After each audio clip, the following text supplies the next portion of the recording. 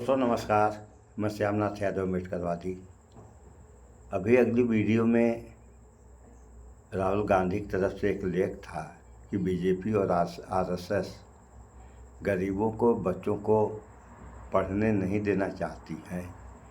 तो शिक्षा और अशिक्षा में कितना बड़ा फ़र्क है, इसको आप लोग इस वीडियो में देखें कि ईरान ने क्लस्टर बम, जिसका नाम है, ऐसे बम का प्रयोग किया है जिसका देखना तो दूर, बहुत सारे लोगों ने इसका नाम तक नहीं सुना होगा। और उसकी खूबियाँ क्या हैं, थोड़ा सा आप लोग इस वीडियो में देख लें, तब फिर आगे बात हो। और ये जो उपलब्धि है, चाहे किसी भी देश के पास ऐसी उपलब्धियाँ आएंगी, वह केवल विज्ञान की देन है, धर्म की नहीं। तो थोड़ा आप लोग पहले इस वीडियो को देख लें, फिर आगे बात हो। जो देखें मुल्क वीडियो। गजा में, फिलिस्तीन में आम शहरियों को, बच्चों को, छोटे छोटे बच्चों को, अस्पतालों को निशाना बनाता रहा है, वो आज दुनिया के सामने गुहार लगा रहा है कि मेरे ऊपर ईरान क्लस्टर बम मार रहा है। ये क्लस्टर बम क्या है? ये क्लस्टर बम दरअसल छोटे छोटे बहुत सारे बम होते हैं जिसको ऊपर से गिराया जाता है और गिरने के बाद में ये अलग अलग दिशाओं में फैल जाते हैं। छोटे होते हैं लेकिन इतना खतरनाक तरीके से वार करते हैं कि इजराइल इस वक्त में इन बमों के मार से कांप रहा है। और इजराइल ये कह रहा है कि भाई ये बम तो बैन है, बैन किए गए इन बमों को हमारे ऊपर क्यों मारा जा रहा है? युद्ध में तो बहुत सारी चीजें बैन होती है। और दूसरी बड़ी बात यह है, आपने जो इस जंग की शुरुआत की बिना उकसावे की कार्रवाई के, आपने 13 जून को ईरान के ऊपर जो हमला किया, उसको आप क्या कहें?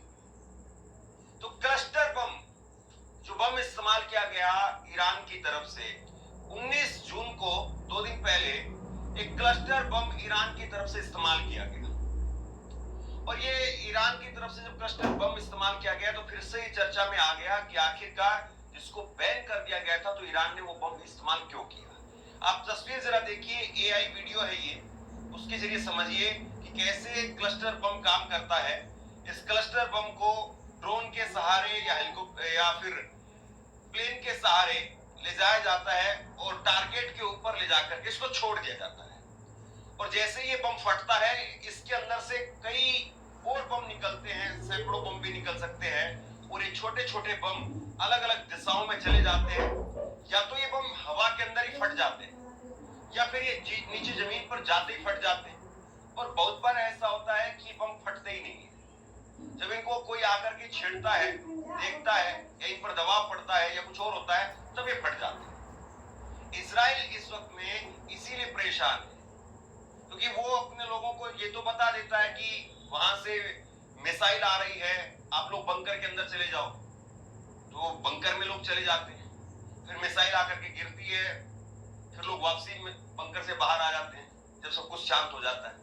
लेकिन ये जो क्लस्टर बम है, इसमें छोटे छोटे बम होते हैं, ये गिर जाते हैं। और गिर करके ये ऐसा नहीं कि तुरंत फटेंगे, ये हो सकता है कि 2 दिन बाद फटे, 4 दिन बाद फटे, 5 दिन बाद, 10 दिन बाद, महीने बाद, या कई बार ऐसा होता फटे ही ना।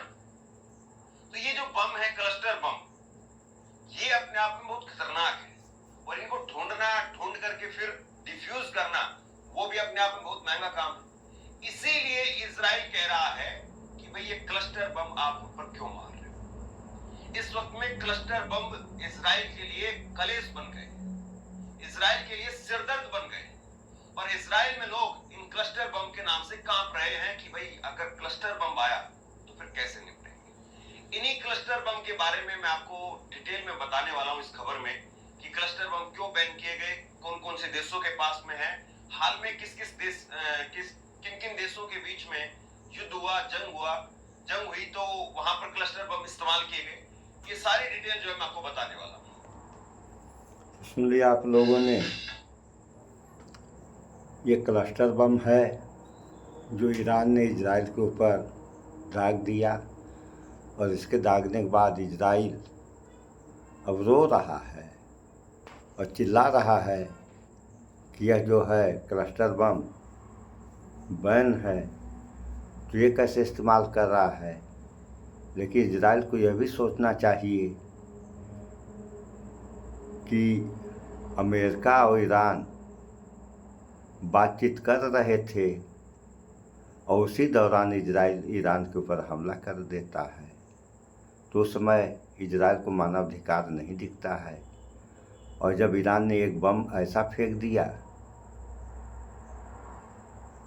कि वो फेंकने के बाद अब इजराइल घबरा गया और दुनिया के सामने अब रोना रो रहा है मानवाधिकार का नाम लेकर के, मतलब जो बम है वह फेंक दिया गया। अभी तो ये ईरान और इजराइल के बीच में जो हो रहा था सो हो ही रहा था। अब इसमें अमेरिका भी कूद गया है, अमेरिका ने भी बमबारी कर दिया है। ऐसे समाचार जो है सोशल मीडिया पर निकल के आ गए हैं। तो ये सारे लोग जानते हैं और कहते भी हैं कि युद्ध किसी समस्या का समाधान नहीं। समाधान करना है किसी को तो बातचीत के जरिए करना चाहिए, और बातचीत के जरिए ही किसी भी समस्या का समाधान होगा, अन्यथा क्या होगा ये कहने की बात है नहीं, आप सारे लोग जानते हैं। अगर ये लड़ाई नहीं रुकी या नहीं रोकी गई तो तबाही तो तय है, अगर रुक भी गई तब भी तबाही होनी है। हाँ, एक फ़र्क आएगा कि अगर लड़ाई रुक जा रही है तो तबाही धीरे धीरे आएगी, और लड़ाई नहीं रुकी तो तत्काल यानी एक बार तबाही आ जाएगी। तो धीरे धीरे आने में एक लाभ मिलेगा कि इंसान अगर सचेत हो गया तो इस तबाही पर काबू भी पाया जा सकता है। और अगर